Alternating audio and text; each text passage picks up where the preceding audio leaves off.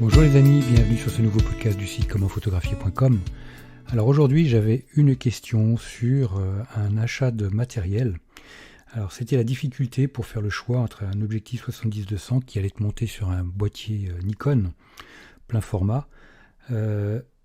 C'était faire le choix entre un 70-200 f4 Nikon, un 70-200 2.8 Tamron, vu que le 70-200 2.8 Nikon était 1000 € plus cher que l'ensemble, que les deux autres. Alors, quoi faire ? Soit faire un achat d'un objectif dit d'une gamme moindre pour le Tamron 2.8 ou le 70-200 Nikon f4, ou attendre pour faire des économies en plus et dépenser une optique avec 1000 € de plus. Alors moi je dirais, ça va dépendre, le photographe puriste qui a de l'argent achètera le 70-200 2.8. Il ne transigera pas, il a les moyens et il se fera plaisir. Ensuite, le photographe, je dirais, qui n'a pas les moyens, pour qui chaque investissement est un geste fort, on va dire, qui n'est pas à prendre à la légère. Pour moi, s'il est vraiment impératif d'avoir une ouverture à 2.8, par exemple pour du portrait, ou parce qu'on fait beaucoup de photos de loin et en faible luminosité, notamment de la photo de sport, par exemple en hiver, le soir, ou des choses comme ça.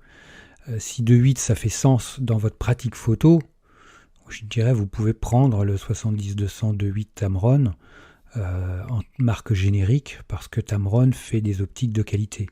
Après, vous pouvez aller voir sur DxOMark, voir la critique faite, les tests faits sur l'optique, et le mariage également entre l'optique et le boîtier. Parce que DxOMark propose, en fonction, dans la mesure des tests effectués, des résultats de tests entre le mariage d'un boîtier et d'une optique. Donc, avec un peu de chance, vous aurez votre boîtier et l'optique convoitée, et vous verrez les tests, et vous pourrez confronter votre boîtier, regarder les tests de votre boîtier avec le 70-200 2.8 Nikon, 70-200 2.8 f4 Nikon et le 70-200 2.8 Tamron. Comme ça, vous verrez lequel des trois offre les meilleures solutions. Et dans ces cas-là, faire un choix qui sera soit guidé par l'argent, c'est-à-dire vous prendrez le plus cher ou pas, ou faire un choix guidé par la solution technique. Si le guide, par exemple, vous dit que le 70-200 2.8 Tamron est équivalent au 70-200 2.8 Nikon, pourquoi ne pas acheter le Tamron qui est beaucoup moins cher ? C'est en fonction je dirais, de vous, de votre porte-monnaie. Après, je dirais, sans aller dans éplucher les statistiques, les comptes rendus de tests, c'est une question de budget. Sachez que ce soit Sigma, Tamron, aujourd'hui, ce sont des marques génériques qui offrent de très très bons résultats en termes d'optique. Qui n'ont bien souvent rien à envier avec les marques constructeurs, que ce soit Nikon, Canon, Sony, j'en passe et des meilleurs. Donc il faut aussi relativiser les choses. C'est pas non plus en plus, si vous achetez sur des plateformes comme Amazon, vous avez la possibilité, en cas de mécontentement, de renvoyer le produit. C'est dans les jours qui suivent l'achat, une fois que vous l'avez testé, si vous n'êtes pas satisfait, vous pouvez renvoyer le produit, vous faire rembourser et acheter une autre solution. Donc vous voyez que c'est pas parce que vous allez franchir le cap de l'achat, de l'acte d'achat, que vous allez vous mettre la corde autour du cou. Non, pas de panique, il existe des solutions de repli, donc vous avez le droit à l'erreur. Donc je dirais, tranquillisez-vous de ce côté-là, vous avez le droit à l'erreur. Personne n'est infaillible. Donc moi je dirais, si vous avez de l'argent, si vous avez les moyens, si vous voulez vous faire plaisir, 70-200 2.8 Nikon, il n'y a pas de souci. Achetez. Moi, dans mon cadre professionnel, j'ai pris le 70-200 2.8 Canon. Je ne me suis pas posé la question. J'achète la marque, j'achète le meilleur. Bon, c'est dans un cadre professionnel, c'est différent d'un cadre amateur. Mais il y a des amateurs qui ont un matériel plus élevé que certains professionnels.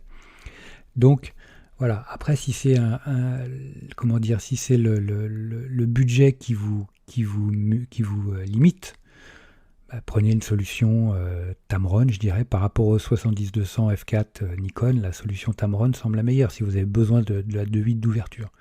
Après, j'irai en 200 mm f4, dans la mesure où ce sont des ouvertures constantes. f4 sur un 200 mm, vous pouvez éventuellement avoir de bonnes solutions. Après, il faut voir par exemple la distance minimale de mise au point. Si sur f4 elle est plus courte que sur 2.8, il y a pas mal de caractères techniques qu'il est important de voir pour vous aider à faire votre choix.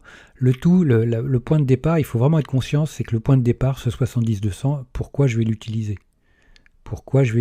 Ça, c'est vraiment important. Si vous faites de la photo de sport, les critères de sélection ne seront pas les mêmes si vous faites du portrait. Si vous faites du mariage. Si vous faites du mariage, par exemple, vous allez être souvent en France dans des églises assez sombres, dans des atmosphères assez sombres. Si vous faites de la photo de sport, comme je disais, en salle ou l'hiver en extérieur, vous risquez d'avoir de l'éclairage artificiel, des mauvaises conditions de lumière. Donc là, f2.8, ça fait sens parce que vous allez pouvoir ouvrir et réduire votre sensibilité ISO et avoir une qualité d'image meilleure. Ensuite, si vous êtes sur du portrait en plein jour, que systématiquement vous allez faire des photos dans de bonnes conditions de lumière, f4, ça va suffire. Il n'y a pas de souci pour ça. Après, entre 2.8 et f4 vont se poser les questions du bokeh, le flou que l'on va avoir derrière notre sujet au niveau des images. Pour du portrait, 2.8, ça peut avoir son importance. Moi, je sais que le bokeh sur mon 70-200 2.8 Canon est excellent à 2.8. Et le piqué de l'image est excellent à 2.8. Et un peu moins à f4, par exemple, parce que je l'ai testé. Donc, et le bokeh est moins joli à f4. Après, c'est des critères personnels. Encore une fois, c'est très subjectif. Mais moi, je suis totalement satisfait de mon 70-200 2.8. Et à f4, je suis moins intéressé par ce qu'il me propose.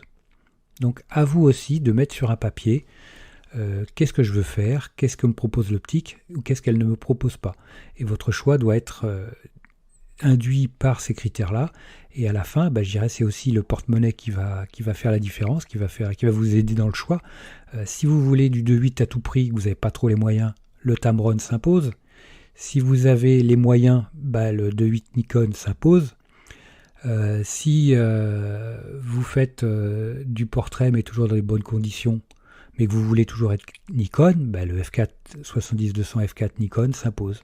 Je dirais grosso modo, vu grossièrement, voilà un peu le raisonnement que vous devrez vous appliquer pour sortir une solution de ce problème. Voilà les amis, écoutez, si vous avez des solutions, des idées pour nous aider dans cette réflexion, dans cette démarche de choix d'optique, n'hésitez pas à les laisser en commentaire, ça nous fera un petit coup de main supplémentaire. Un petit like, moi je vous like super fort, n'hésitez pas à partager ce podcast, n'hésitez pas à vous abonner à ce podcast également, n'hésitez pas à en parler autour de vous, et puis moi je vous dis à très vite, ciao les amis. Dernière petite chose avant de se quitter, si ce n'est pas déjà fait, je vous encourage à faire partie de ma liste de contacts pour bénéficier d'un de conseils quotidiens, d'astuces photographiques, de choses vraiment utiles et intéressantes à connaître, à savoir, ou à se faire rafraîchir la mémoire sur certains sujets. Il y a toujours un intérêt à avoir un petit lien entre nous au niveau quotidien. Il y a aussi quelques réclames commerciales, je dirais, de temps en temps. Voilà, donc n'hésitez pas à aller voir sur les formulaires du site comment-photographier.com. Vous en avez sur les articles au niveau de la colonne de droite ou autrement en bas d'article, vous avez des formulaires un peu partout et vous pourrez comme ça ainsi faire partie de la liste de contacts. Autre chose également, actuellement il y a 50% de réduction sur toutes les formations du site commentphotographier.com. Donc vous allez sur le site commentphotographier.com et vous allez sur la page formation tout simplement, ou alors comment-photographier.com/formation photo.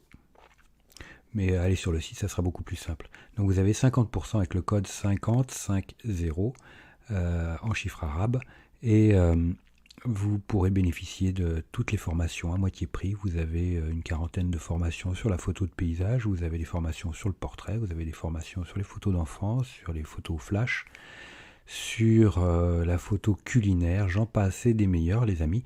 Donc ne vous privez pas, c'est actuellement avec le code promo 50 50%.